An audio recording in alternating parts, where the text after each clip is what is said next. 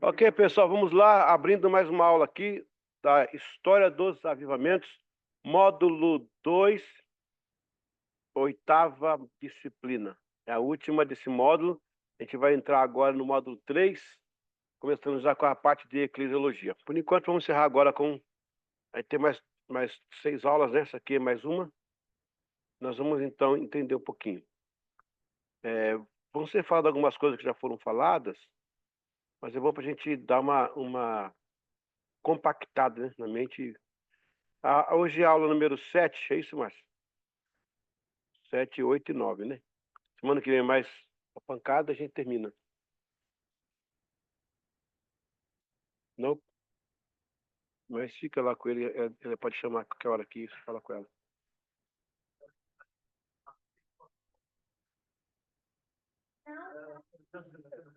Fala pra ele, filha. Olha lá, olha lá. Essa aí tem cria, essa aí é cria. Fica longe não. Filha, don't worry. Yeah, losers. Losers always complain, right? Always complain. Always complain. Losers. they, are, they are not champion world, you know? World champion. Ok, vamos voltar aqui a matéria que vamos fazer coisas boas. Hoje, na aula número 7, nós vamos entrar por dentro dos grandes despertamentos, né? Eu não sei se vocês já entenderam o modo como eu trabalho. Eu faço um voo de drone, né? Sob cosmovisão. A gente desce num drone porto e pega um carro e vai andando pelas ruas para entender melhor. Muito importante essa matéria de hoje para entender o mover de Deus dessa época aí. Então, a página aí da aula 7, os grandes despertamentos. O primeiro grande despertamento, Jonathan Edwards, o famoso pregador do sermão Pecadores nas mãos de um Deus irado. Foi tocado pelo ministério de George Whitefield. Era teólogo e pastor calvinista norte-americano. Ele foi um grande protagonista do que chamamos de o período do grande despertamento. No inglês é The Great Awakening. Eles não falavam avivamento. Quer que vocês entendam uma coisa: a palavra revival não era uma palavra comum. Ela vai ser século XIX, mais ou menos. Revival, que é reviver, né? Avivamento. Porque é uma palavra, eu já expliquei outra vez, né? Oriunda do século XVII e tal, que os gregos usavam, né? Entusiasmo. Mas eles falam The Great Awakening. E nessa época vai estar em evidência os Quakers, que são os agitadores, né? Os Quakers de George Fox. Então, esse primeiro período aí do grande despertamento, que sucedeu nas décadas de 1730 a 1640. Jonathan Edwards escreveu uma obra chamada The Distinguished Marks of the Work of the Holy Spirit of God. As marcas distintivas de uma obra do Espírito de Deus. Foi um dos poucos que escreveu sobre o fenômeno que experimentava. Este livro trazia uma explanação mais centrada na razão do movimento, não no sentido racional, mas uma espécie de crítica sobre condições autênticas. Presta atenção aqui, ó, muito interessante. Que ele fez? Eu vou cortar aqui a leitura. Ele vai dar uma explanada do que é real naquele movimento, para se evitar o quê? As meninices, chocarrices, os exageros. Hoje eu fiz uma live sobre a inteligência artificial na composição musical. Ela foi ao ar hoje, para muita gente assistindo aí. Eu falando sobre essa questão esse ponto aqui, ó, a razão do movimento. Não é a racionalização, é a razão dele existir. Então, tem cuidado com isso aí, né? Porque vamos para a razão e eliminar o espírito. Não é isso que ele quis dizer. Ele está colocando o seguinte: o que é de Deus? O que não é de Deus? Qual o balanço que ele está fazendo no movimento? Porque a gente tem que ter cuidado com isso, tá? Muito pessoal aí, em nome de Deus aí, que até certo ponto é usado. Depois vira uma viagem, uma maionese aí, que é umas coisas assim que você fica assim abismado, entendeu? Teve um movimento aí que estava fazendo a sessão de perdão de perdoar Deus. É uma sessão para perdoar Deus. E aí vai. Então, é umas nuances aí que a gente tem que ter muito equilíbrio. Eu louvo a Deus, cara. Eu agradeço a Deus. Eu não sei toda a verdade, mas o pouco que eu sou equilibrado. O que nos salva, Beri, é aquele texto de João 17, né? Eu vos enviarei o Espírito Santo, e ele vos guiará em toda a verdade. Ai de nós, se não fosse o Espírito Santo. A gente estava doido uma hora dessa, tanta coisa que surge aí, né? Agora foi consagrado para falar isso, acho que é São Paulo, o rei e a rainha gospel. Agora tem o rei gospel. Meu Deus, onde é que vai chegar aí? Daqui a pouco tem o Papa gospel. Ai, olha. Então ele fez um livro falando sobre isso, né? Agora vamos aqui entender, gente, qual foi a marca, a característica desse movimento do primeiro despertamento. Olha, a ênfase característica do primeiro despertamento americano foram o quê? As manifestações de êxtase espiritual e o aumento de pessoas que vinham aos templos e locais de reuniões, assim o movimento crescia gradativamente. Não havia apelo para aceitar Jesus como Salvador. Então é interessante que essa questão de aceitar Jesus como Salvador vai ser final do século final do 19 por 20. Nesse momento aqui não, porque você tem que entender o seguinte, entender que esses países aqui, inclusive os Estados Unidos, eram países protestantes, eram países já evangélicos, a turma já nasce já crente, é igual ao Brasil, já nasce católico, Não tem apelo para ser católico, não tem isso. O cara já nasce católico. Também isso no argentino, né? Já nasce católico. É do Estado. Então, por isso que não tinha mais as pessoas se afastaram dos templos pela fé espiritual. Provavelmente elas voltaram, entendeu? Então, esse é o primeiro despertamento. O segundo, então, presta atenção. O primeiro despertamento, né? Você vai ter a figura aí do Jonathan Edwards, tá? Jonathan Edwards. É importante entender o seguinte, ó. Primeiro despertamento, Jonathan Edwards, manifestação do Espírito Santo e ida do povo ao templo. É isso que tem que ter desse período. Agora já o segundo, esse segundo grande mover aconteceu entre 1800 a 1830. E desta vez, grandes nomes como Charles Finney, Lima Becker, Bart Stone, Alexander Campbell, Peter Cartwright, James B. Feely. Este segundo movimento consistiu mais a experiência de salvação para o pessoal, renovada em reuniões de avivamento. No primeiro grande despertamento, a centralidade eram as manifestações, tá vendo? E o aumento de pessoas que vinham ao templo. Assim o movimento crescia gradativamente. Uma base de conselho sempre primou por uma vida de ênfase na oração, no conhecimento da prática da palavra de Deus e testemunho de uma vida santa. Agora, ao segundo. Já o segundo, qual que vai ser o elemento aí? Agora sim, o elemento é apelo para aceitar Jesus. As manifestações com batismo no Espírito Santo e os cânticos fervorosos. No primeiro grande despertamento, eles eram batizados com o Espírito Santo, mas não falava isso. Eles não tinham essa expressão. Apesar que John Fletcher, 1758, ele falava sobre o batismo com o Espírito Santo. Mas esse pessoal não nomeava. Apesar que John Fletcher, ele falava na Inglaterra, lá localmente, né? Não tinham uma internet para fazer coisa voar rápido. Mas aí eles começaram a chamar de o batismo com o Espírito Santo. Primeiro despertamento, você vai ter a ênfase da manifestação e a corrida do pessoal ao templo. Já no segundo, você vai ter o apelo para aceitar Jesus como Salvador e o tal do batismo com o Espírito Santo, né? O grande pregador usado por Deus nessa fase foi o reverendo Charles Granson Finney. E eu estive na casa dele lá, sabe, gente? Lá, morava perto de mim ali, ó. 30 quilômetros da minha casa ali, o Finney. Mas nunca vi ele, não. Também 1.700. Sua mensagem avassaladora trouxe mais de 300 mil conversões registradas. Registradas. Dá mais do que a população de Balneário, tá? Registrada.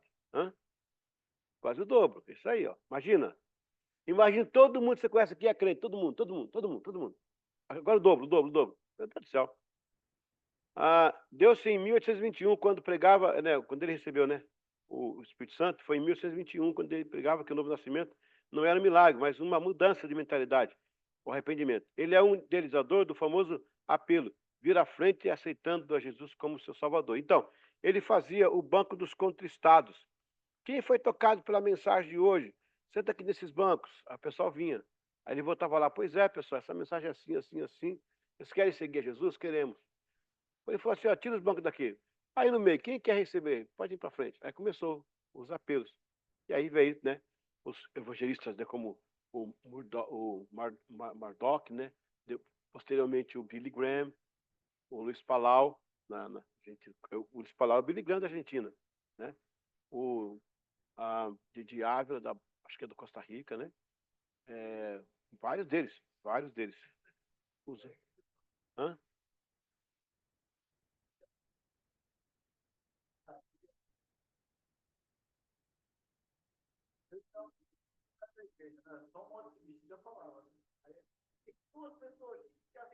É.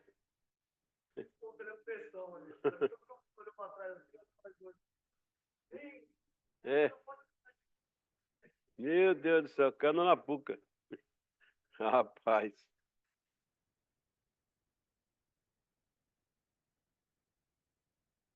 Nunca teve. Nem no tempo de.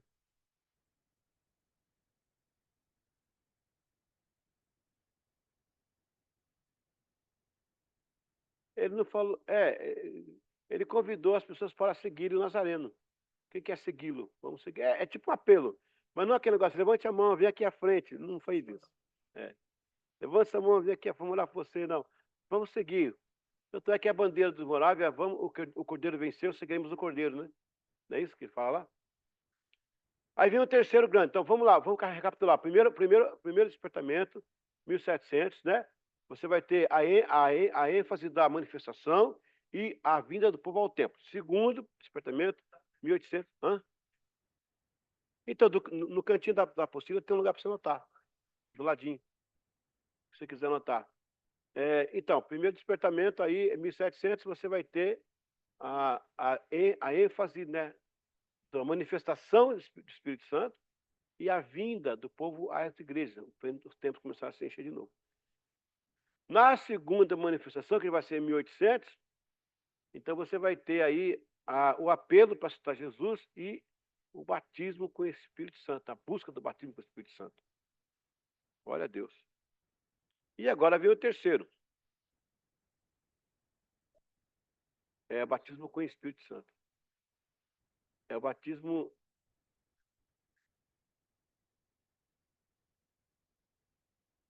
com.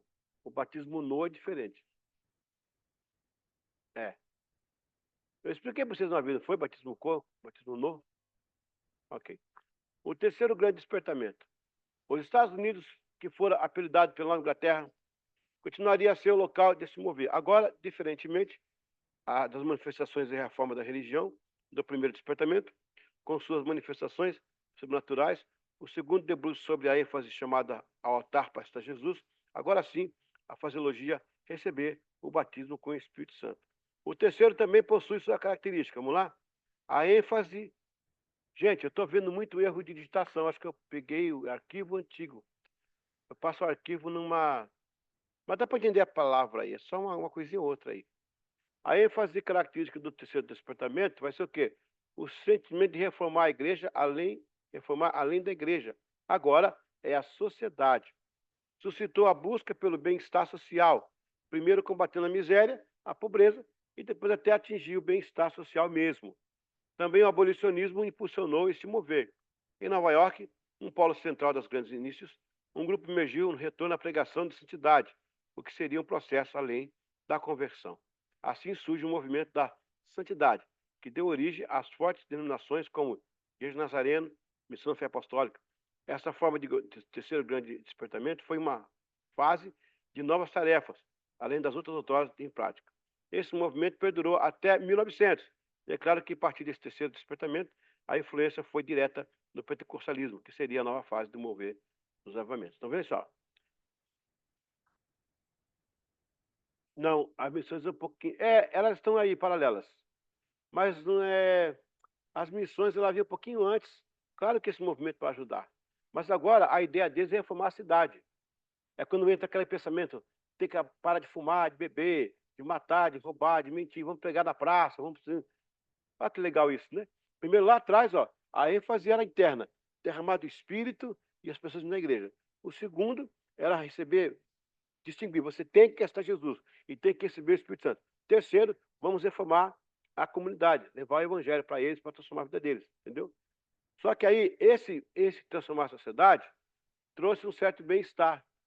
E aí você vai ter um movimento, escreva aí, primeiro movimento aí, eu já escrevi, eu já coloquei aquela vez, o elitismo, né? E o elitismo vai vir junto aí, que vai enfraquecer um pouco a igreja. Só que, ao mesmo tempo, você vai ter dois movimentos que vão chegar até o pentecostal, que a gente usa hoje, né? O da santidade, né? Que é isso aí, da santidade e... Não, é só isso, os dois, é o da santidade. Esse movimento da santidade que ele vai ser a pontezinha do último despertamento para o pentecostalismo. Ele é a pontezinha que vem ligando, porque um pessoal em Nova York se reunia às terças-feiras para estudar os sermões de Wesley sobre a inteira santificação. Isso aí foi trazendo gente de tudo quanto é lugar que estavam com sede da palavra. E aí foi criados os retiros. Sabe o retiro de carnaval que a gente faz? É os camp meeting, é dessa época aí. Esses encontros com Deus que a turma faz aí, que faz encontro com Deus, já viu? Nos locais que eles levam a pessoa ficar em silêncio, e trata a alma, expulsa o demônio e tal. Essa coisa de retiro. Não é de agora, é daquela época lá. E é claro que nos retiros, eles davam ênfase, né, ao batismo com o Espírito Santo, as manifestações. Eu sou fruto do retiro desse. Eu fui como jovem nos retiros, o pastor Gil também. Ele ia para namorar, mas eu ia para buscar Deus. Então, lá no... Tá gravado agora. Ele ia para namorar e ia para buscar Deus. Ele e o Gel. Aí eu tava no altar e estava na conversa das meninas. Aí, brincadeira. Então, assim, né, nesses retiros espirituais aí, que eu e ele somos frutos, pastor Gil também é frutos desse período, era, rapaz, pregação, vem à frente, ajoelha aí, vamos orar, receba o Espírito Santo. Pá. A gente saiu dali, cara, querendo ganhar muito para Jesus. Então, isso aí foi esse período aí do movimento da cidade, que era a volta, né, às origens. E aí desagou com o pentecostalismo que temos até hoje, né? Em certos pontos aí também deturpado por uma galera aí, mas tem uma grande parte que está ainda sincera, né? A última parte. Então, sob um prisma de pietismo, a devoção pessoal à comunhão, e um toque de puritanismo, sem o viés político, e sim da arte da vida moral extrema, o movimento influenciou denominações evangélicas. Aí você vai ter, no começo do século XIX, XX, bem no comecinho lá, já na passagem, aquelas coisas tipo assim, a mulher não pode cortar cabelo, não pode pintar unha, não pode raspar a perna, o homem não pode usar, não pode jogar bola, não pode usar rádio, não pode usar não sei o quê, tem que ter chapéu, tem que ter bigode, tem que ter um monte de regra. Só que assim, era uma regra para zelar pela santidade, não era um legalismo. Nunca disseram que isso salva. Era uma coisa que contribuía para a santidade, mas depois, em alguns lugares, tornou-se legalismo, né? Aí ficou difícil. Muita gente foi expulsa da igreja porque ouviu rádio, que jogou bola. Gente que nem voltou nunca mais e morreu desviado. Também teve esses prejuízos aí. Neste tempo nasce a teologia pós-milenarista, que é a segunda volta de Cristo, deve vir após a humanidade reformar toda a Terra. Dois movimentos eclodiram com força, o trabalho social e a força missionária pujante, muito mais que no tempo de William Carey. Então, por isso que eu falei, o movimento ele ajudou a estender. Nesse período, as missões metodistas e batistas tiveram tanta relevância, especialmente em Canyon Ridge, Kentucky e Tennessee. O avivamento fortaleceu metodistas e batistas. A Igreja de Cristo surgiu no movimento de restauração Stone and Campbell. Ele também introduziu uma nova forma de expressão religiosa na América, a reunião dos países escoceses. O pentecostalismo marca o encerramento da era dos despertamentos e se expande para outros países, incluindo o Brasil. Dentro do pentecostalismo são previstas 3 ondas do movimento espiritual, ao seu desdobramento, culminando no advento do período pós-moderno religioso, frequentemente erroneamente rotulado como neopentecostalismo, o que não corresponde à realidade. Então, interessante aqui agora, você vai ter, olha, vamos lá atrás, 1727, o Moraviano, 1639, o Wesleyano, aí você o inglês. Já no paralelo do 1739, o despertamento americano, um ciclo fechando, outro já abrindo, entendeu? Despertamento americano. 1800, o segundo despertamento, 1800, finalzinho para 900, 1800 despertamento.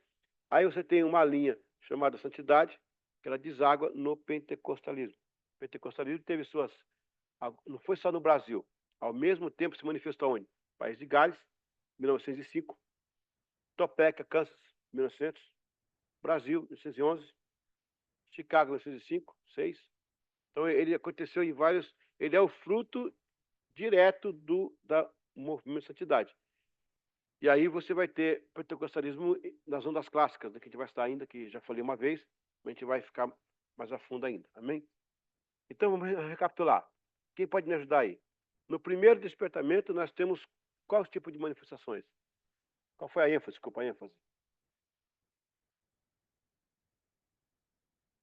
E exatamente.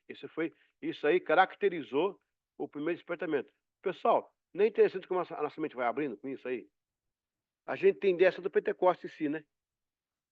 Esse movimento. Olha como a mente a gente abre para entender o que acontece, né? Quer dizer, ó, temos essa organização de registro de avivamentos, né? O segundo despertamento, como é que foi as ênfases? Como foram? Isso, aceitar Cristo como Salvador e o batismo com o Espírito. Era apelos. Ó, na primeira vez não tinha esse apelo. Deus fazia. O pessoal enchia lá, enchia a igreja. No segundo, o cara já pregava com essa atenção. Gente, você precisa aceitar Jesus.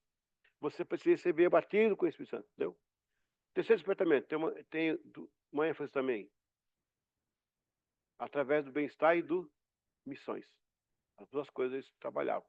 E aí você vai seguir o quê? Depois do terceiro despertamento, vai ter uma ponte, chamada de movimento Holiness, que é o movimento da santidade, que vai dar origem ao pentecostalismo. País de Gales e Brasil, Chicago, Topeka, Kansas, por aí afora. Muito bem, pessoal. Já ganhou 2,5 pontos do fórum aí. Amém. Vamos para a segunda aula para a gente ganhar tempo, depois dar uma pausa. Missões. A ênfase de missões. Vamos lá. Eu vou voltar aqui para a apostila para a gente continuar aqui, para a gente ganhar tempo, porque o Albini não jantou hoje e estou preocupado com isso. Vamos lá. Ele fica nervoso que não janta e dá um nervosismo. Ai, ai, ai. Olha, eu louvo a Deus pela vida de vocês, tá? Eu sei que alguns aqui conhecem teologia e estão aqui nesse curso reciclando a cabeça, né? Parabéns pela vida de vocês, tá? Glória a Deus. Hã? Não, e para vocês também é muito bom, né, esse momento, né? Porque olha só, isso aqui não é só um discipulado. Não tem discipulado que faça isso aqui. Datas. Hã? Isso é o quê? Daqui do nossa? Ah.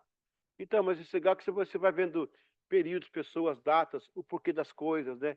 Como hoje, eu tenho certeza que hoje a cabeça de vocês não é aquela que tinha no começo, quando você olha para a igreja no geral. E crendo uma coisa, haverá dias que você vai estar falando ou pregando, que Deus vai trazer à memória informações que estão aqui que vão explorar, entendeu? Vão caracterizar. Agora aqui, ó, a gente vai ter agora um momento do Espírito Santo. Ela está vindo? Não? Não está vindo, não? Ah, mas ela vai vir. Vamos então aqui voltar já para a aula número 9.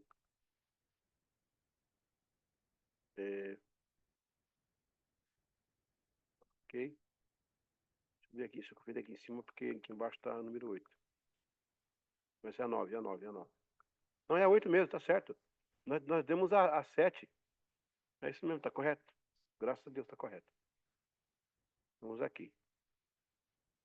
Agora o país de Gales. Então presta atenção que, ao mesmo tempo que está acontecendo em Chicago, em Topeka, no Brasil, também no país de Gales, que é aquele paísinho que fica ali na Inglaterra, né? Ao noroeste da Inglaterra. Eu estive lá há pouco tempo com a Vânia lá, visitando, filmando o local lá. Em comparação ao que houve no tempo de Whitefield e Wesley, no século XVIII, o avivamento de Gales parece tardio. Inclusive aconteceu também um lá. nesse tempo de 1800, né? Um primeiro. Porque ocorreu entre 1904 a 1905. Porém, não é. Esse avivamento foi um dos maiores avivamentos da história, mesmo no curto tempo em que durou. Seu impacto abalou a estrutura do país e também influenciou outras partes do mundo. Com muita propriedade, podemos afirmar que foi um dos grandes acontecimentos que viriam a marcar significativamente o início do século XX. Gente, é o seguinte, esse avivamento de Gales, ele é o mesmo Pentecostes nosso aqui, tá? Ele não se compara ao grande awakening, despertamento, nem santidade, ele é finalzinho, ele é o comecinho do pentecostalismo, né? Deus usou a instrumentalidade de Evan Roberts, e com sua vida cheia de Espírito Santo, varreu o país com uma mensagem contundente.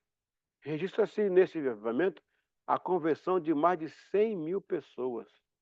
Eita benção, gente. Não restam dúvidas que foi um dos mais impressionantes movimentos do poder do Espírito Santo já acontecidos na Terra. Em poucos meses, este avivamento se alastrou e tomou o país inteiro, e milhares foram transformados, aceitando o Senhor Jesus como seu Senhor e Salvador. O mundo inteiro soube dessa poderosa unção. Este despertamento avivalístico originou-se em outubro de 1904, em uma cidade por nome de Logor. Pessoal, essa turma do Evan Roberts, eles não permitiam a imprensa, sabia? Eles não permitiam que fosse noticiado, porque a imprensa tem o poder de deturpar as coisas, né?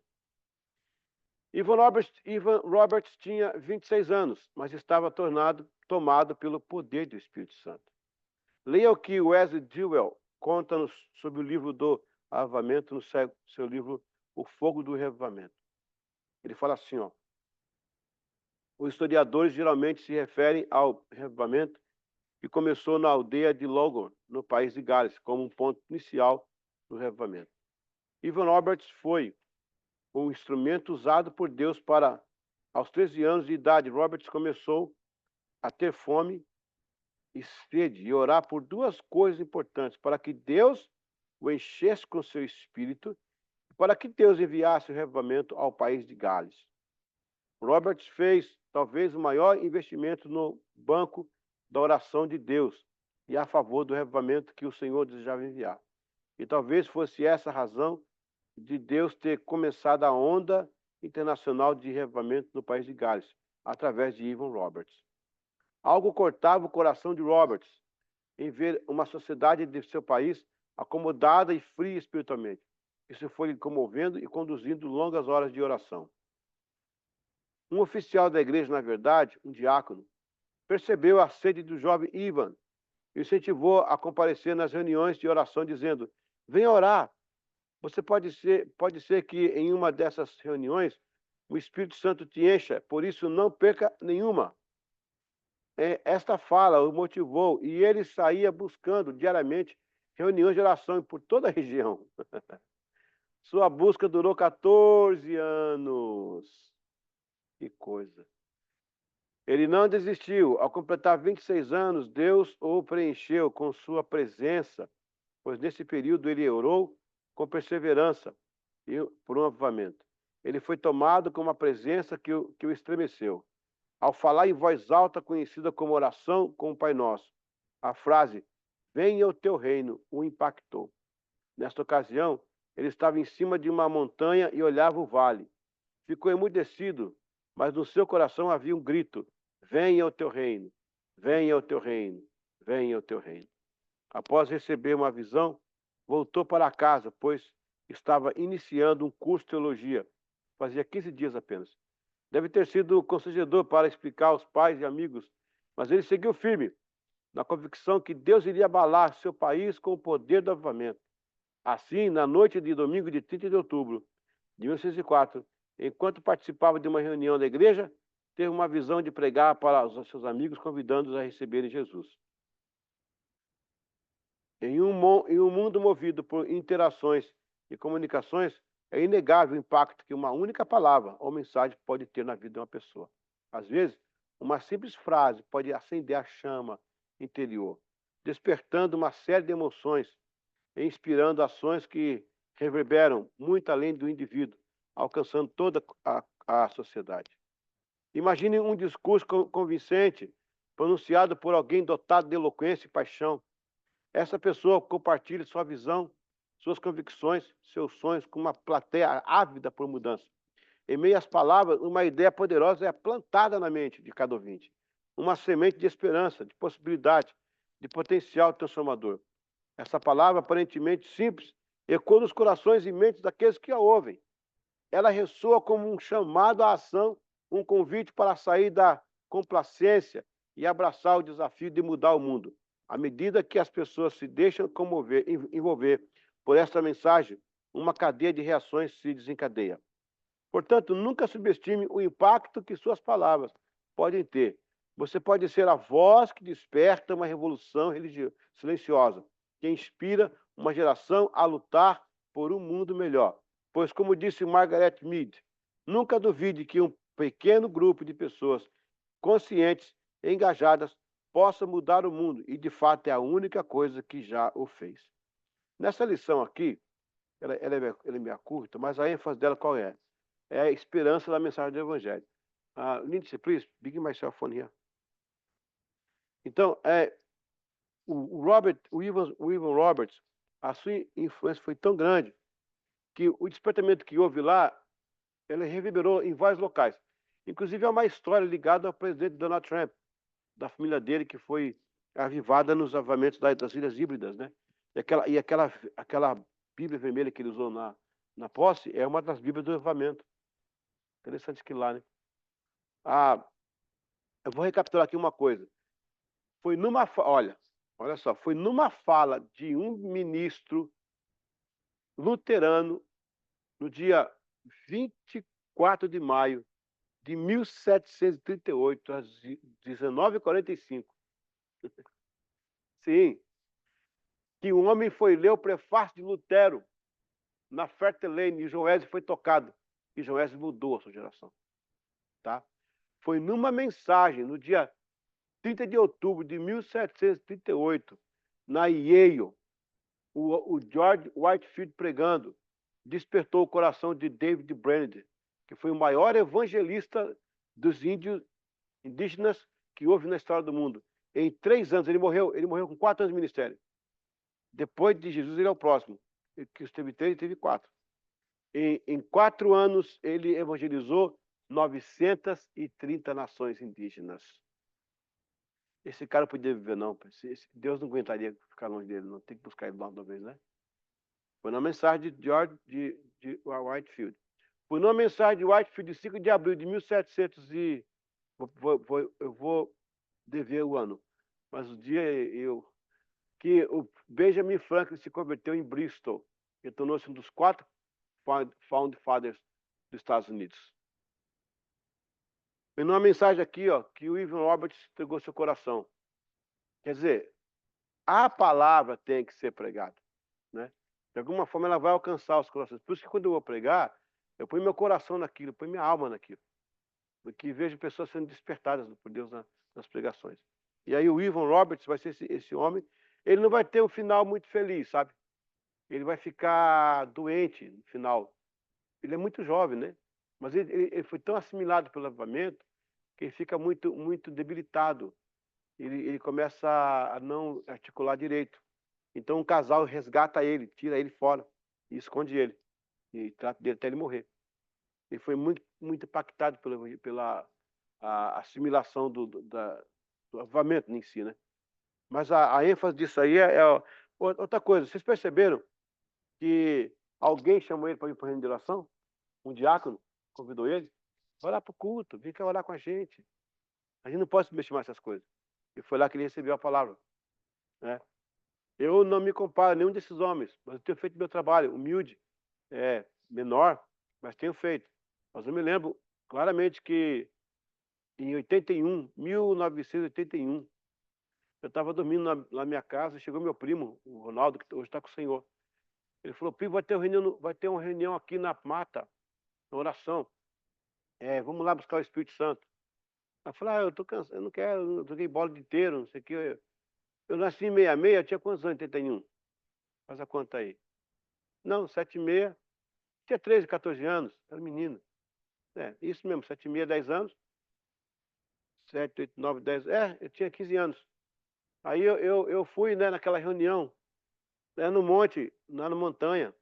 E é muita gente, cara, umas 60 pessoas. Meu pai era o pastor. E aí eu estava só para bagunçar mesmo, não tinha nada com Deus, não. Aí o meu pai falou no finalzinho assim, eu lembro que foi numa sexta-feira 13 de junho, 13 de junho de 1981. Aí meu pai falou assim, quem aqui não é batizado com o Espírito Santo? Todo mundo já era. Só eu e minha prima que não, a Valdirene. Pois vem cá, a Valdirene e o Eliseu, para a gente orar. Chamar de Zeu, o Zeu. Aí eu fui. Só que eu me cobri com uma coberta. Eu não queria, falar, vai orar a noite inteira aí. Só que quando eu me cobri com a coberta, o povo começou a orar, me veio um calor da cabeça aos pés, rapaz. Eu fiquei meio assim. Aí eu falei assim, se eu crer, né? Se eu crer, se eu crer. Aí o R ficou L. Se eu cleio, se eu claio, se eu cleio. Aí eu não conseguia falar português. Aí eu vi que eu estava falando língua estranha. Aí eu dei um pulo, joguei a coberta assim para cima, cara. Eu desci a montanha falando língua estranha, dormi falando língua estranha. Eu fui de manhã escola dominical para língua estranha. Primeira oportunidade que eu tive no culto de jovem, o fogo desceu na igreja. Meu pai ficou em pé no meio do povo e falou assim, nasceu um pregador. E dali eu comecei as cruzadas de impacto. O Gil participou da mocidade. Eu com 18 anos, cara, eu preguei para praça, chuva de caminhão com a mocidade, em cada cidade. Eu já preguei para estádio de futebol, praças, eu já pedi a conta de praças, de eventos. Nos meus registros de conversões, são 135 mil almas que já vieram à frente dos meus eventos como pregador. 135 mil almas. Existem alguns registros de fotografias e de televisão, de coisa. Eu me lembro de uma cruzada lá em Cataguases. Eu ainda prego. É que hoje a ênfase tem sido mais isso. Eu forço. Eu preguei agora na praça em Rondônia para uma multidão e eu forcei. Eu fiz apelo, meu trabalho evangelístico. Mas tem muita coisa para evento igrejista. É mais coisa de evento de igreja, né?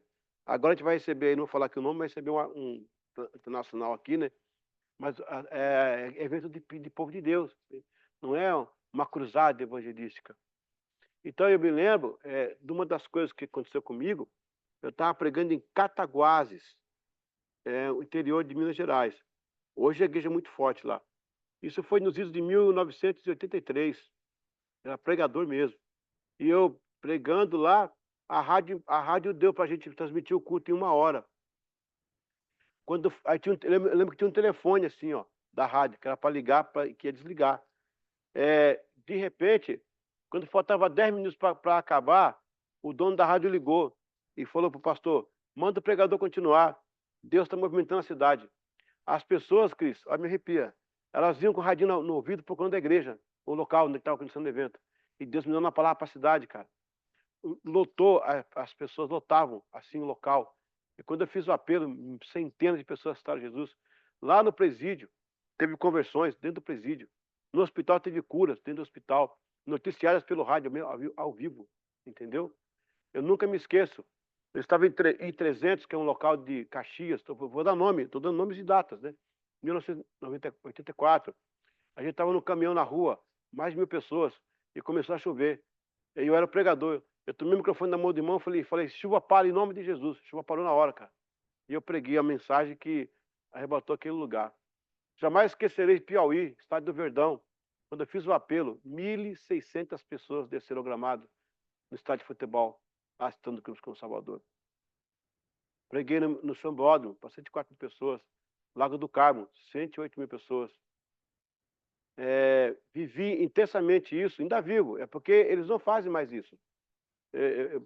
Quando falo em evangelismo, meu Deus, o último que eu participei, que foi com ênfase, foi há pouco tempo, 2019, 18, eu estava pegando uma tenda, numa tenda no litoral do Rio de Janeiro, uma tenda enorme, eu pregando.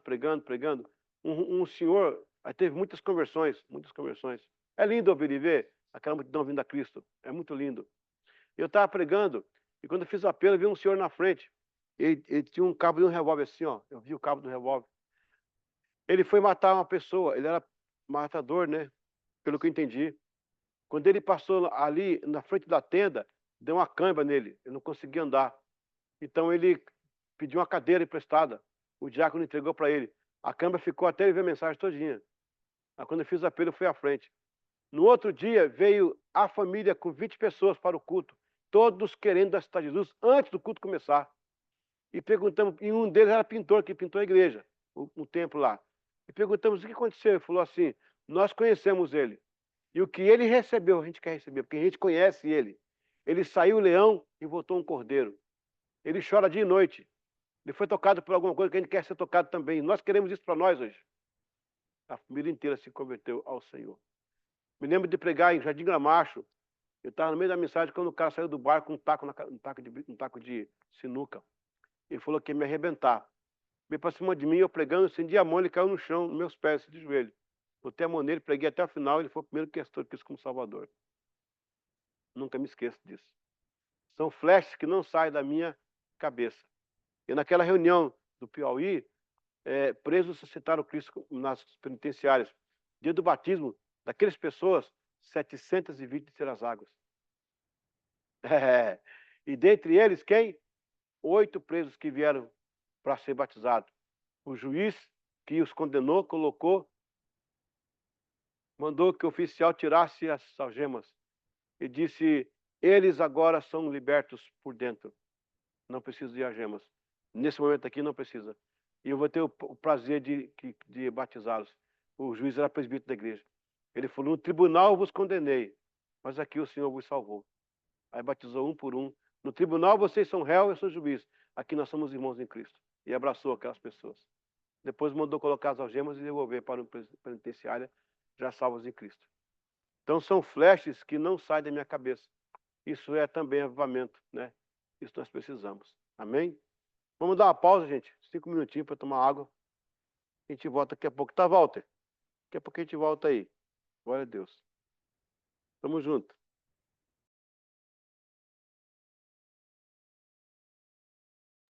Muito bem, voltando agora à aula 9, encerrando o ciclo de hoje. Vamos lá. Cadê a apostila? Peguei. Vamos descer aqui agora. Opa. Aqui, aula 9 agora. É ainda no País de Gales. Vamos voltar aí. Ó, essa foto do castelo aí, ó. Foi a foto que eu tirei. A Vânia tá aí embaixo, quer ver? Deixa eu ver se eu consigo ver a Vânia. Ah, não, eu cortei a foto. É porque não podia aparecer a rainha, né? Então. Aí. Ai, eu tô com ela aí agora aí, ó. Eu e ela no castelo. É no Cadiz. Hã? É isso mesmo. No Cadiz. Ali dentro eu achei o livro de John Wesley dentro. Original. O livro de John Wesley. Tava assim, o livro original. Aí eu fui pegar assim, o guardinha fez. Eu falei, Falei, Que tava bem, tem uma cordinha, só folhear, sabe? Tava assim, tava só pegar assim. Eu fiz assim, eu falei, ok. Aí eu falei, isso aqui é galês. Ó, não pode confundir Gales com Gália, tá? Gália e gaulês. Gália é França. Galês é os galegos aí de cima da, né? Ali é complicado, ali são muitas tribuzinhas, né? Tem muitas coisinhas ali. Continuação. Ivan Roberts não perdeu tempo e já no outro dia buscou os jovens e passou-lhes a visão de como Deus iria avivar o país. Desta feita, conduziu os jovens para uma oração pequena e básica, simplesmente para Deus ouvir o clamor do país e Gales, né? E enviar um avivamento para este fim. Ele trouxe 4 pontos. Olha só a base dele para o avivamento. Cara, achei isso aqui fantástico. Olha. Primeiro ponto. A confissão aberta de qualquer pecado não confessado. O cara diz, ou é ou não é, né? Avivamento genuíno. Segundo, o abandono de qualquer ato duvidoso. Olha, essa expressão ato duvidoso, gente, presta atenção. Essa é uma expressão do século XVI. A mãe de Wesley, ela falava isso para ele direto, ó, tudo que for ato duvidoso é pecado. Um dia perguntaram para ela assim, mamãe, o que é o pecado mesmo? Ela falou, tudo que é duvidoso. Você teve dúvida? É pecado. Interessante, né? Interessante. Hoje nós temos pecados classificados, né? Alguns são permitidos, né? Alguns tolerados, alguns são defendidos, mas ela dizia, ó, qualquer ato que duvide é pecado. A necessidade de obedecer prontamente tudo o que o Espírito Santo ordenasse e a confissão de Cristo abertamente como o Senhor e Salvador. Essas foram as bases do avivamento de Gales. A comoção atraiu mais jovens e as reuniões ficaram mais intensivas. De repente, Deus começou a incendiar os corações. O fogo do Espírito Santo saiu daquela reunião e alcançou a região ao redor. Uma semana depois, em uma manhã, as pessoas andavam pelas calçadas da rua de Gorsenau, e muitos grupos se juntavam para entender o que estava acontecendo. Uns perguntavam aos outros: você está bem? Aleluia! Sente algo diferente? Algo de sobrenatural estava acontecendo a todos, com força. Presença do Espírito Santo nas ruas. Um fenômeno tal qual o dia do Pentecostes em Jerusalém. Glória a Deus. Estas pessoas presenciaram em suas igrejas um mover glorioso. As cenas estavam em todo momento vindo em seus pensamentos. Estes encontros na rua se repetiram e aumentaram. Ivan ficou intensamente movido ao ver o que Deus iniciara. As coisas... Sim, motivado. Obrigado. As coisas foram acontecendo até que veio um pastor, o reverendo Marty Morgan, da cidade de Lannon, e viu de perto como Deus estava agindo nas pessoas e disse: quase dancei com alegria por causa de um que estava orando fervorosamente e que estava rindo enquanto orava, por ter ficado consciente que suas súplicas estavam prevalecendo. Mr. Roberts mostrou sinais animados de uma alegria triunfante, em concordância com ele. Glória a Deus por uma religião alegre. Na atmosfera daquele lugar, a presença de Deus era tangível, palpável. Corações quebrantados preenchiam o ambiente, preparados para a intervenção divina. Naquele momento aprendemos uma lição valiosa. Quem busca incessantemente por explicações, perde a oportunidade de experimentar a unção de... Meu Deus. Eu vou ler essa frase de novo. Quem busca incessantemente por explicações, perde a oportunidade de experimentar a unção de Deus. O poder do Altíssimo transcende nossa compreensão humana. Não está sujeito aos limites de nossa mente. O poder de Deus é algo que se sente, que se experimenta profundamente, e não algo que se possa explicar com palavras ou teorias. É através da oração e da operação de Deus que somos verdadeiramente transformados, guiados por sua sabedoria. Pessoal, um ponto aqui. Ele está falando da experiência, né? Da experiência. Eu já ensinei uma vez aqui para vocês que a palavra experiência é a palavra mais completa do vocabulário português. A mais completa, a experiência. Porque vamos fazer uma divisão silábica, né? A experiência. Então, eu tenho um prefixo, eu tenho um meio de condução e eu tenho um pós-fixo. Então, eu tenho ex, que vem de experiência, de explanar, explorar, expandir, explodir, tudo é o ex. Ex também, ex-sense, fora do senso comum. Aí eu tenho o peri, que é de perímetro, que é de reconhecimento, que é pé no chão, conhecer limites, expere, iuência, de ciência, consciência, sapiência, inteligência. Isso que reúne a palavra experiência. Segundo ponto é que a experiência ela é uma só, não é para todos. Cada um tem a sua. E você não pode transferir experiência para ninguém. Uma das coisas que você não pode transferir experiência para ninguém. Você pode ensinar, mas se fosse transmissível, o mundo estava resolvido. Apertava uma tecla, está tudo resolvido. Mas cada um busca a sua, né? É isso que ele está falando ali, né, naquele texto ali. Deus também usou, nesta época, Sete Joshua. Este homem se incomodava com a frieza espiritual dos crentes e o pecado reinante naquela sociedade. Sete orou incessantemente por longos anos. Por favor, Deus, dá-me galhos. Dá-me galhos. Quem orou assim, assim parecido com ele foi o John Knox, né? 1600, né? Senhor da minha Escócia, eu morro, né? Senhor da minha Escócia, eu morro. O interessante era que na intimidade com Deus, Sete rogava que Deus levantasse alguém das minas de carvão ou da lavoura, com simplicidade, e não da intelectualidade de Cambridge e Oxford, onde o conhecimento material havia matado os pecadores. E Deus ouviu. Deus iniciou um derramar sem precedentes naquele pequeno país. Um grande avivamento varreu o norte do país de Gales. Houve registro de avivamento antes da chegada dos pregadores, em sua maioria jovens e adolescentes. A irmã de Roberts, Mary, o cunhado dele e o seu irmão, Dan, foram tomados pela graça e o poder divino e eram jovens de entre 20 a 22 anos de idade. Milhares e milhares de pessoas foram sendo transformadas. Os templos, outrora frios e vazios, abarrotavam de pessoas buscando o avivamento. Glória a Deus.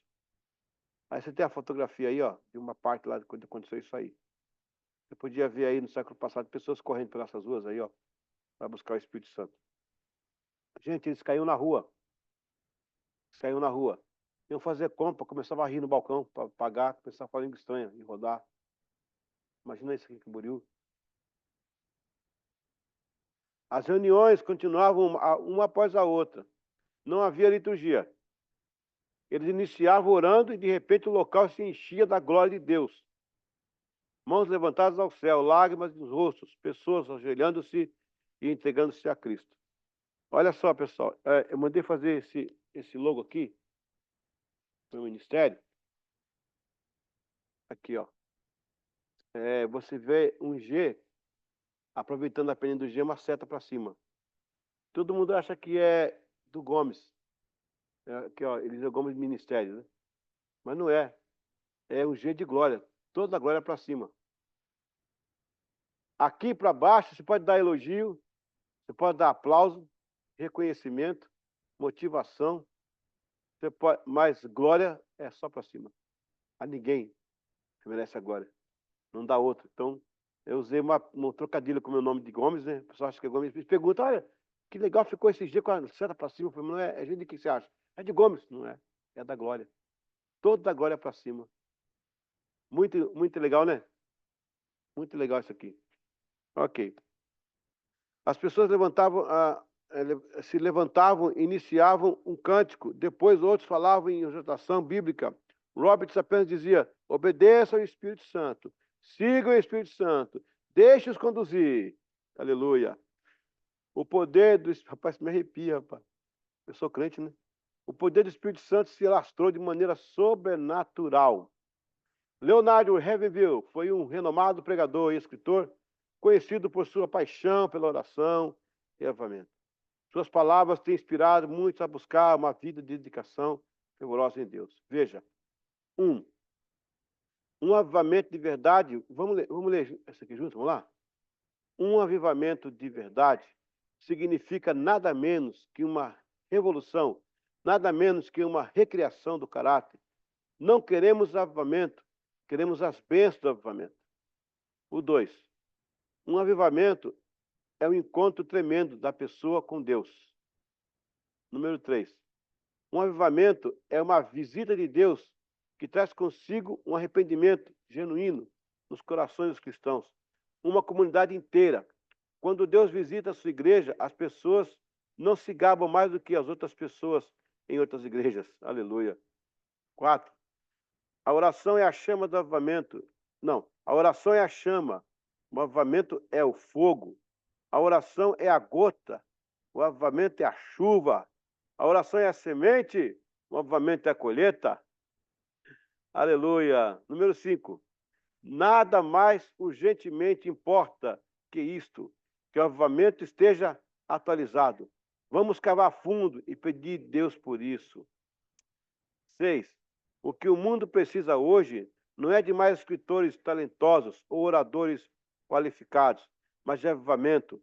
Homens tipo de Elias, Daniel, Paulo, João Batista, Wesley, Finney e outros grandes santos de Deus que moveram o céu e a terra pelo esforço e santidade. Glória a Deus. Amém. Eu queria ouvir de cada aluno pelo menos minutos aí. Qual a sua impressão desses 3 áudios que a gente hoje aqui? E também, quem quiser em casa puder falar também, fica legal.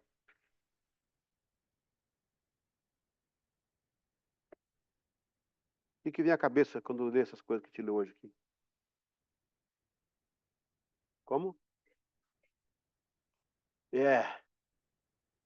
Isso está longe do que temos visto hoje. Qual foi o último culto que tivemos? Não aqui, falando de modo geral, tá? De pessoas vindo na frente se convertendo, arrependidas, chorando, entregando a Cristo. E muitas igrejas, o culto virou um show de bem-estar. É uma mensagem mais assim, vai ficar tudo bem, vamos nessa. E Salomão falou que a melhor luto do que a alegria, né? Porque no luto você reconhece. Ele fala, melhor sair do luto do que a casa de festa. Porque o luto te faz... Então a gente tem que, de vez em quando, denunciar o pecado na igreja. Fazer a pessoa entender que ela é miserável sem Deus mesmo. Eu pregava em Araguari, uma multidão. E, de repente, no meio da mensagem, eu falei assim, você pode ser uma pessoa importante na cidade.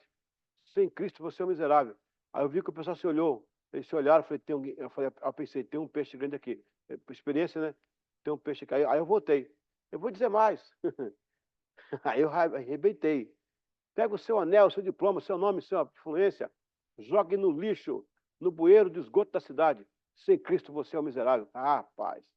Quando eu fiz o apelo, era um cara, um doutor, alguém muito importante na cidade. Ele levantou os 2 braços, ele ficou vermelho, igual a camisa do Tadeu. Levantou os braços e gritou assim, eu preciso do evangelho. Aí atrás dele veio uma multidão. Então é isso que nós estamos precisando de vez em quando, sabe? É isso mesmo, Cristo.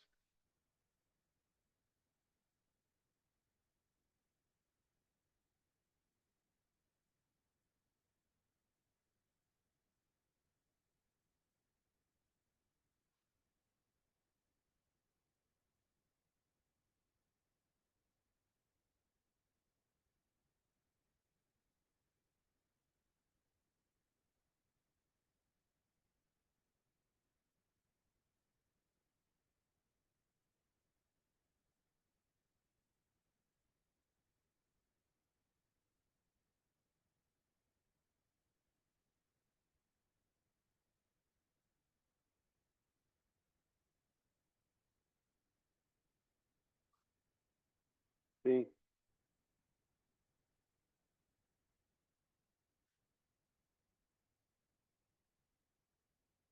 Uhum.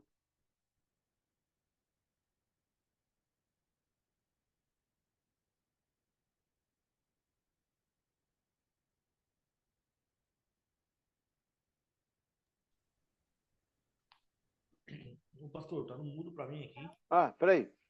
O Walter tá ouvindo, não. O Walter não tá ouvindo. Consegue pôr aí? Desculpa aí, Walter, peraí. Segura aí, Márcio. Bota aí na...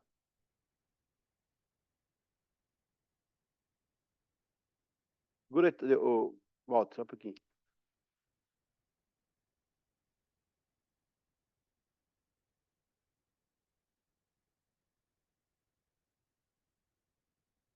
Walter, já estão... Oi? Oi? Agora vai. Agora vai. Então, da visão do trono ali, né, de quando Isaías tem a visão dos anjos adorando, né, e que aí o Espírito, né, esse da forma que o Espírito Santo começou a ministrar o coração dele, essa questão de que os anjos cobrem, né, os olhos porque não precisam ver a glória de Deus, tipo, você é a presença dele, você não precisa ver como é que ele é, entendeu? E a questão de eles cobrir os pés, porque assim, os pés são o que você é. Os pés falam do que você é, porque, por exemplo, se você vai numa faculdade, os pés te levam a estudar, os pés são o teu caminho, aquilo que você fez durante a sua vida. E quando a gente chegar lá no céu, não vai importar se você é advogado, se você, entendeu, é juiz, fez o seu caminho, todo mundo vai ser igual, né, diante de Deus.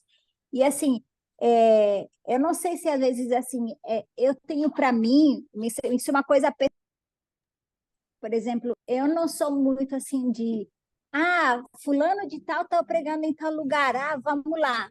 Mas isso assim, desde sempre, sabe? Porque para mim eu sempre tive um entendimento, né, para mim, de que a palavra de Deus, ela pode, né, como fala aqui, ó, numa simples mensagem, né, pode mudar a sua vida. Uma simples palavra que às vezes você conversando com uma pessoa, né, às vezes não é nem no culto, né, ou aquilo ali pode transformar a tua vida. Então, você não precisa ir atrás do fulano de tal que fez, né, milhares de cultos, que é famoso, que é isso e aquilo, para você receber realmente de Deus. E hoje muitas pessoas só vivem disso, entendeu? Ah, não, vamos lá porque fulano revela. Vamos lá porque ciclano faz não sei o que lá, entendeu? Então, tipo assim, é mais como se fosse atividades, né? Tipo assim, entretenimentos. Vamos lá porque o show é legal, o negócio é legal, entendeu? E não a busca pela simplicidade, né? Que é a oração, né? Então, Muito é bem. isso. Essa referência que você faz são aos serafins. Os querubins assistem ao lado do trono. Os serafins assistem de frente. Então, na verdade, ao cruzar, são 6 asas que eles possuem. As duas asas da frente realmente cobrem o rosto, porque eles não precisam ver, eles já sabem o que é, mas eles só podem ver se Deus os permitir. Não há na Bíblia nenhum tipo de permissão que a gente saiba sobre a glória de Deus, né? Então, é por isso mesmo. As duas dos pés, realmente, porque está correto. Você andou lendo alguma coisa, né, dos artigos lá, né? Está correto, que é a questão da identidade mesmo. As pessoas, ela perde ali diante dele, né? Não importa quem você é diante dele, né? E as duas que sobram, e as que voam, é porque na presença dele, e ao experimentar agora, você é livre, totalmente desprendido de qualquer natureza. Isaías capítulo 6, eles vão subir, eles vão adorar tanto a Deus, que Deus vai os elevar a um único momento na Bíblia, não há um momento antes nem depois, que eles foram elevados acima. Isaías falou: veja o Senhor assentado no alto e sublime trono, né? Por várias partes a Bíblia fala: altíssimo e tremendo é o Senhor. Ezequiel, Satanás olhou, disse que ele olhou e falou: subirei e me sentarei ali. E, geograficamente estava longe onde o diabo estava. E aí a Bíblia fala que nesse dia que os serafins adoraram tanto, Deus os fez subir. A ideia é que quando você adora mesmo, Deus te exalta, Deus te sobe. E nesse dia, eles não viram ainda quem era Deus. Eles viram agora que a Bíblia fala que nem olhos viram, nem ouvidos ouviram o que Deus tem preparado. Eles olham acima e veem, não Deus ainda. Eles veem o que está preparado. Ainda não é Deus. E ao verem isso, diz Isaías que eles saíram com brados de vozes por todo o céu, do que eles viram, né? Então, essa parte da glória de Deus, ela é uma coisa que é muito, é algo assim muito particular de Deus. Quando você entende essa questão da glória, existe o viés de você colocar, como às vezes eu coloco para vocês aqui, que nós não suportamos a glória, nosso corpo não suporta, a gente é um XT 286 e a glória é um Windows 10, né? Então não vai, né? A gente é um BIP, quando colocar um iPhone dentro do BIP, não vai, não vai. Então, porque não suportamos. Segundo que ele não dá, porque a glória é ele é a glória, ele é a própria. A glória não é divisível. A glória é uma substância que não se divide. Ela está em todo lugar, né? Então ele não pode tirar dele e dar, porque, né? Mas a segunda Bíblia, a terra proclama a glória e nós carregamos a presença da glória. A glória em si não é a essência, a presença é a subessência. A presença indica que algo semelhante. Podemos estar sentindo o cheiro de rosas aqui e podemos não ver as rosas. Onde é que está a rosa? Ela está em algum lugar. Só que eu estou sentindo o perfume da rosa. Então, a presença de Deus é um caráter. Não chega nem a ser polímero, é um caráter da evidência de que tem algo maior, né? a caráter da evidência. Há um texto na Torá em que você se conhece que Moisés viu Deus pelas costas. Ali é uma expressão teofânica, porque Deus não é homem como nós. Mas a linguagem para Moisés entender seria a linguagem humana.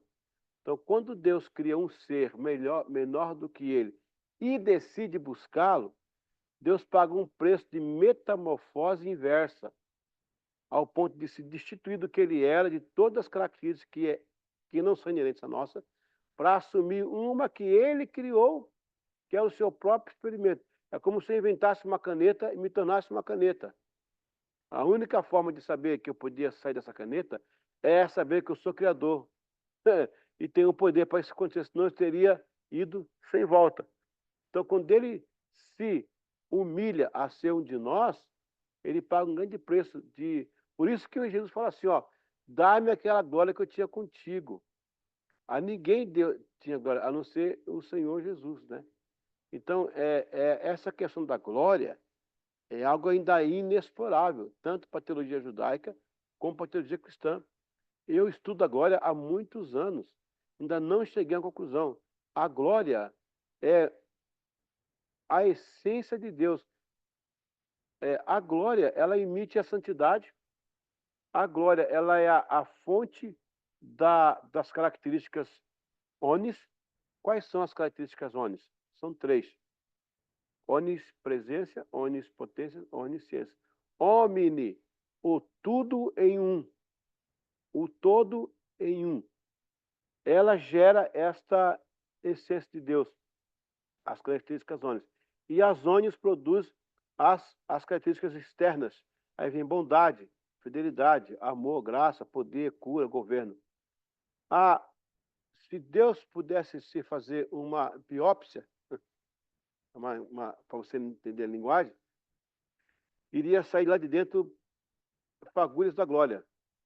E quando você vê a Bíblia aproximar a glória, como é que a Bíblia descreve a aproximação, o signal? O signo não é ela. O signo é o que ela parece. Então, como é que a Bíblia traz o signal da glória? Ela mostra o quê? Resplendor. Ela fala em luzes, ela fala em raios, ela fala em terremotos, ela fala em... Então, a glória, ela é um poder inestimável. A glória é algo que nossa mente nunca vai atingir nem 1%. Porque, metafisicamente, um finito jamais poderá ter ideia espacial do infinito. Nós temos caracteres, nós temos sinais enviados. Para você ter uma ideia, o calor que você sentiu hoje de dia, o sol que aqueceu você, já tem 8 horas que ele já não existe mais.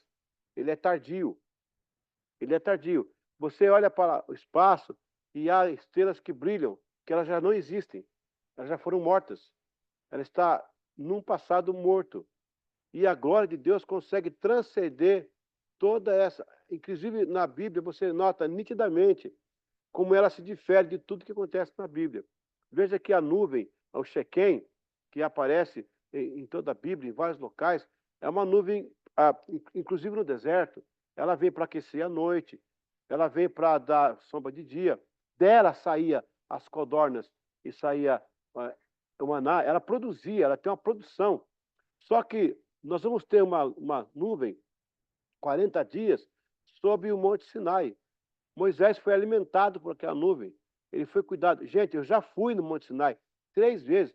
É insuportável. Você tem um período que você sobe e desce.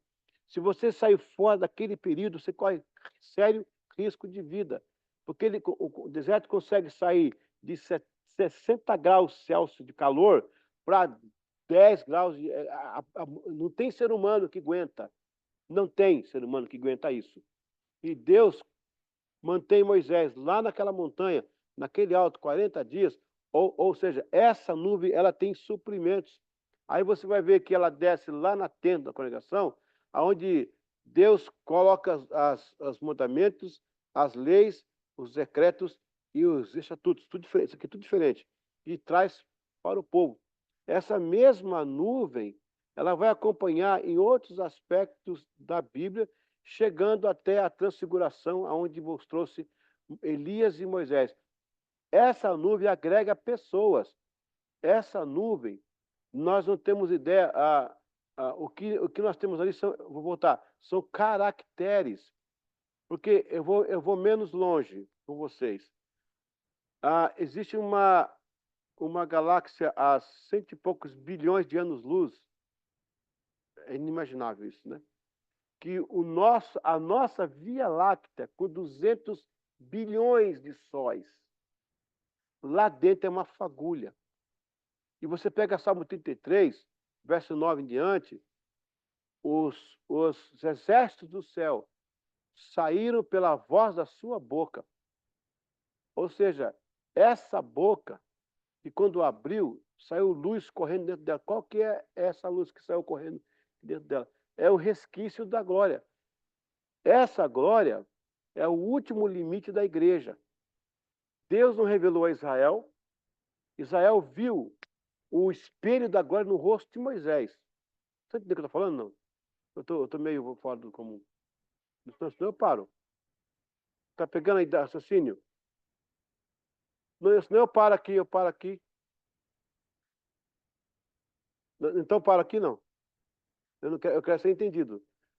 Quando Moisés recebe lá, no primeiro contato dele, tá? O Moisés pós os 40 anos. O Moisés de 40 anos primeiro, acha que ele é alguém. O segundo, 40 anos, descobre que não é. E o terceiro aprende a ser. Então, ele está lá, ele foi chamado pela... Deus joga uma fagulha da glória na sarça. Chama a atenção dele. Ele sobe e recebe lá em cima. Quando ele desce, o rosto dele está insuportável. As pessoas não conseguem chegar para ele. Naquele momento, Moisés era o espelho da glória. Deus pôs um espelho e disse, olha, eu vou refletir a minha glória e essa glória trará ao mundo o Salvador. Aí depois você vê a sequência lá, o próprio Moisés fala, Deus levantará depois de mim o profeta, maior do que eu. Ele fala isso lá, ele comenta isso lá. Então você vê ali a expressão da glória. Essa glória que agora está espelhada em Moisés é aquela que ele leva para Faraó. E a presença dessa glória, vou voltar. A glória, ela tem suprimentos. Apareceu Moisés e Elias lá dentro. 40 anos Deus supriu Moisés. De lá veio Codorna e veio Maná. Agora aparece ali embaixo. Vai para o Egito. A presença da glória convence o Faraó. Determina as pragas. Retira o povo. Abre o mar.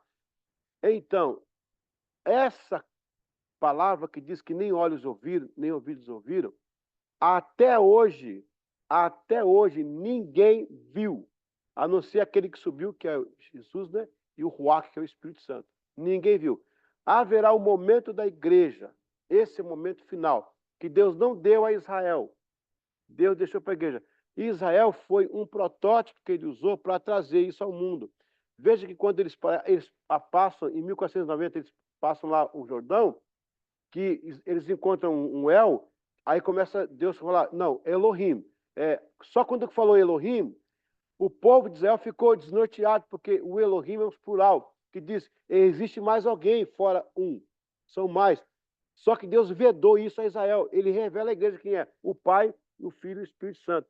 Então, o que eu entendo é que a igreja volta para o mesmo patamar que Deus tinha no plano do Éden. O plano do Éden não era só aqueles ali do Éden, era que o mundo inteiro adorasse. Mas o pecado arrebentou com todo mundo, ele tira um povo dali dentro, que é Israel, traz esse Cristo ao mundo, Cristo pega o mundo e volta para o Éden com todos. E aí você vê que Deus prepara isso para a igreja. Lá naquele dia, eu não sei quando vai ser, se vai ser no dia que nós chegarmos, ou dali, não importa se serão 5 bilhões de anos depois, nós estaremos lá, haverá o grande momento em que ele vai mostrar a força desta... Olha, senhores, se preparem. Nós estamos para ver algo inimaginável. Portanto, nem como ser humano conseguimos alcançar essa visão. Quando a glória for aparecida, quando ele revelar essa glória, que é aquele... Lembra que eu falei do Bereshit, da vírgula? O antes da vírgula, lembra? Bereshit, Adonai, Bará, Elohim, Meshnaim. Antes, ali tem algo. E da onde ele veio, porque do que nós temos hoje, do que nós temos hoje, que veio de lá, é ele. É ele. E o nome dele não é nem pronunciável. Então imagina que tem lá. Se o nome dele não se pronuncia, no nosso jeito de ser, de forma de lá. E a glória vai ser a última fase da igreja. A gente vai encontrar a fonte de toda a vida da criação, da pré... Não tem pré-existência, porque se pré-existência vai conotar que houve uma existência pré. Então não há pré e nem pós, e nem durante. Há a glória. Eu não tenho como nem dizer que agora veremos o que é que nutre um Deus tão poderoso, tão imutável, tão maravilhoso que nós temos. É isso.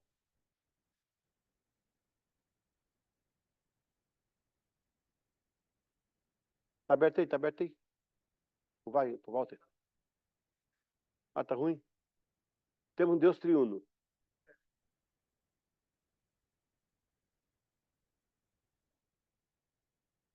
Não. Eu tenho. Não, eles não, não, não, não, não. Nem pensar. É 70, 66. 1970, 1966. Amém. Sim. Não.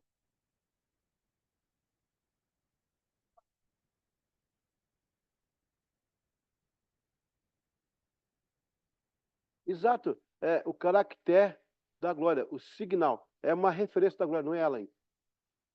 Hã? É isso, é uma aparição da glória, é um caractere da glória. É como se você cortasse um pedaço do cabelo da coisa, da sua esposa, colocasse na caixinha, ó, é o cabelo da Cris. Mas não é a Cris, é o cabelo dela. É um caractere da glória. É porque é impossível escondê-la.